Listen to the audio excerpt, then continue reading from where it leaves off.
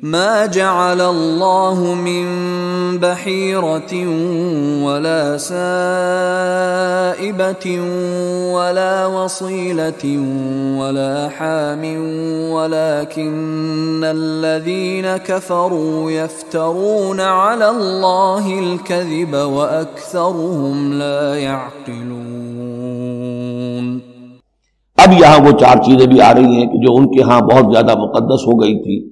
ما جعل اللہ من بحیرۃ ولا سائبۃ ولا وسیلۃ ولا حام، وہاں کیا تھا؟ جعل اللہ الکعبۃ البیت الحرام قیاما للناس والشہر الحرام والہدی والقلائد۔ یہ چار چیزیں ان کی توثیق ہو گئی کہ یہ تو واقعتاً اللہ کی شریعت کے اجزاء ہیں، ان کا احترام اور ان کی حرمت کو بلوز رکھنا لازم ہے۔ یہ چار چیزیں یہ تمہارے جاہلیت کے دور کے جو مشرکانہ اوہام ہیں ان کی یادگاریں ہیں، اس کے لیے اللہ کی طرف سے کوئی سند نہیں۔ ان چیزوں کے بارے میں بہت سے اقوال ہیں، لیکن میں یہاں آپ کو پڑھ کر سنا رہا ہوں کہ جو حضرت سعید ابن مسیب رحمۃ اللہ علیہ کی تفسیر صحیح بخاری میں جو ان الفاظ کی آئی ہے وہ مولانا شبیر احمد عثمانی صاحب نے اپنے حواشی میں نقل کی ہے۔ بحیرہ جس جانور کا دودھ بتوں کے نام کر دیتے تھے، کوئی اپنے کام میں نہ لاتا تھا۔